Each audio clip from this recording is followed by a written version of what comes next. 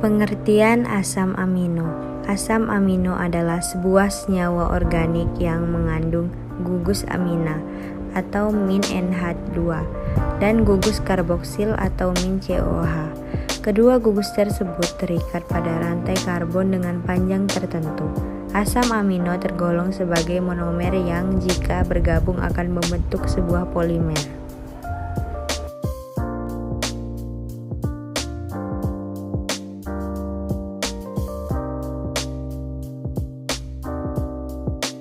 Polimer yang dapat terbentuk dari penggabungan banyak struktur asam amino adalah protein, sebuah zat gizi penting yang dibutuhkan oleh tubuh kita semua. Asam amino merupakan senyawa penting yang menyusun tubuh setiap makhluk hidup, dari lingkup terkecil yaitu sel bahkan bagian dalam sel.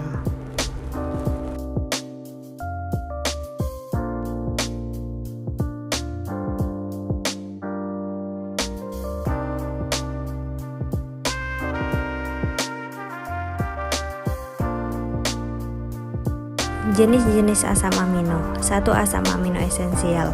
Asam amino esensial merupakan bentuk protein yang tak bisa dihasilkan oleh tubuh secara alami. Itu sebabnya Anda perlu mendapatkannya dari makanan. Jenis protein yang dibutuhkan tubuh ini dibagi lagi menjadi beberapa varian, yakni 1 histidin, 2 isoleusin, 3 leusin, 4 glisin, 5 metionin, 6 penilalanin, 7 treonin, 8 triptofan, dan 9 palin.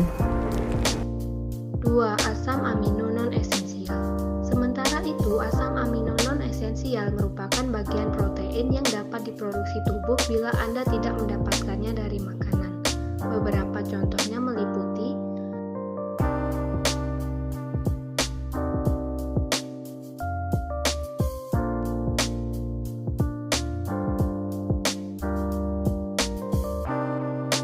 alanin, arginin, asparagin, asam aspartat, sistein, asam glutamat, glutamin, glisin, prolin, dan tirosin.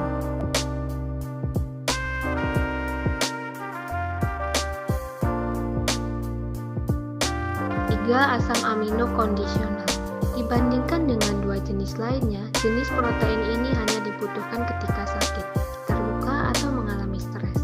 Beberapa jenis struktur protein yang satu ini meliputi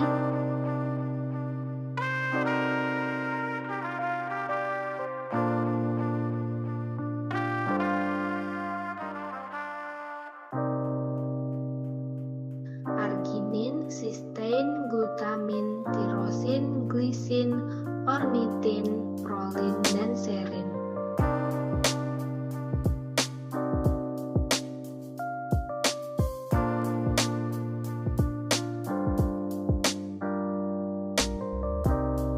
Kita ada banyak bahan pangan yang mengandung asam amino. Di sini kami menggunakan 4 contoh bahan pangan yang mengandung asam amino, yaitu yang pertama ikan gabus, yang kedua tempe, yang ketiga daging, yang keempat tepung terigu.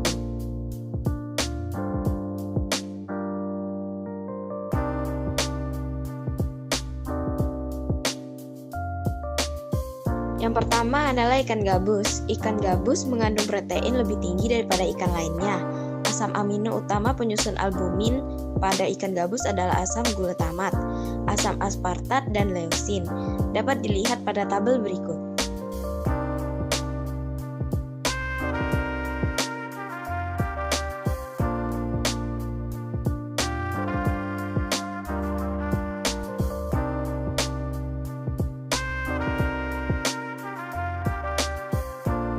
Tempe. Proses fermentasi pada kedelai akan menguraikan protein tempe menjadi asam-asam amino. Dapat dilihat pada tabel berikut.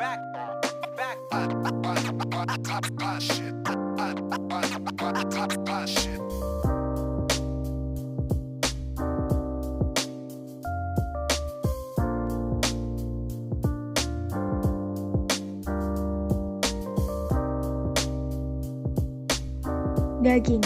Daging memiliki kandungan asam amino yang tinggi. Kandungan asam amino esensial dan non-esensial dapat dilihat pada tabel berikut ini.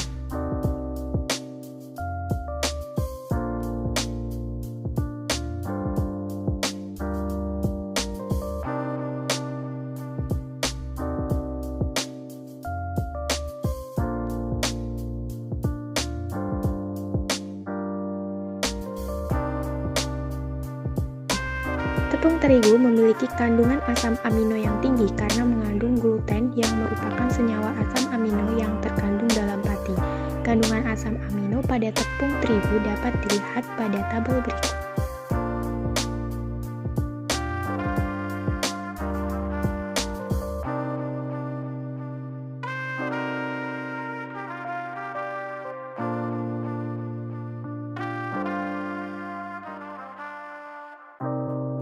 Amino yang membentuk protein. 1. Protein sebagai enzim, 2. Protein sebagai reseptor, 3. Protein sebagai penyimpanan, 4. Protein sebagai pelindung, 5. Protein sebagai transport, 6. Protein sebagai hormon, 7. Protein sebagai kontraktil, dan 8. Protein sebagai struktur. Klasifikasi asam amino berdasarkan kepolaran gugus alkil. 1. Asam amino nonpolar alfatik. Gugus R asam amino dari golongan ini merupakan hidrokarbon dan bersifat hidrofobik. Golongan ini merupakan asam amino dengan gugus R. 2. Asam amino aromatik. Terdiri dari 3 jenis yaitu fenilanin, tirosin, dan triptofan. 3. Asam amino polar tidak bermuatan. Gugus R dari asam amino polar lebih larut dalam air atau lebih hidrofilik dibandingkan dengan asam amino nonpolar. 4. Asam amino bermuatan positif. Asam amino yang mengandung gugus R yang bermuatan positif pada pH 7,0 adalah lisin yang mengandung tambahan gugus amino kedua di posisi alfatiknya. Arginin mengandung gugus guanido yang bermuatan positif dan histidin yang mengandung gugus imidazol yang mengion sedikit. Ada 3 jenis asam amino bermuatan positif ini, yaitu lisin, arginin, dan histidin. 5. Asam amino bermuatan negatif. Asam amino yang mengandung gugus R dengan muatan total negatif pada pH 7,0 adalah asam aspartat dan asam glutamat. Masing-masing mempunyai tambahan gugus karboksil. Ada 2 jenis amino bermuatan negatif ini yaitu aspartat dan glutamat. Reaksi-reaksi asam amino yaitu yang pertama, reaksi dihidrin. Reaksi ini digunakan untuk mendeteksi asam amino secara kualitatif maupun kuantitatif dalam jumlah yang kecil. Kedua, reaksi 1-fluoro 2,4 dinitrobenzen atau FDNB.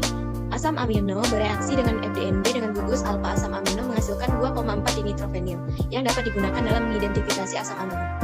Yang ketiga, reaksi pembentukan polipeptida. Polipeptida terbentuk melalui proses ekspresi gen yang terjadi di dalam sel. Yang keempat, reaksi dansil klorida. Reaksi dansil klorida adalah reaksi antara gugus amino pada asam amino dengan 1-dimetil amino naftalena 5-sulfonil klorida atau dansil klorida. Karena gugus dansil mempunyai sifat fluoresensi yang tinggi, maka derivat dansil asam amino dapat ditentukan dengan cara fluorometri. Yang kelima, reaksi Edman. Reaksi Edman merupakan reaksi antara asam amino dengan fenilisotiosianat yang menghasilkan derivat asam amino feniltiokarbamil. 6. Reaksi Basa-Skip. Reaksi Basa-Skip adalah reaksi reversibel antar gugus alfa amino dengan gugus aldehida. Basa-Skip biasanya terjadi sebagai senyawa antara dalam reaksi enzim antara alfa asam amino dan substrat.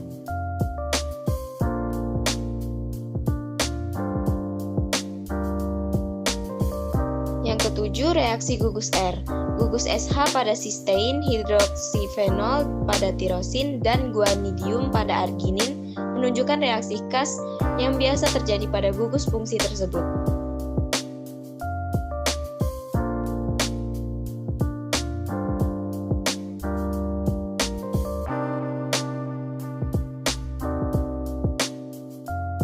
Dan yang terakhir, reaksi Milon. Reaksi ini khusus untuk asam amino tirosin, satu-satunya asam amino yang mengandung gugus fenol, gugus hidroksil terkait pada cincin benzena.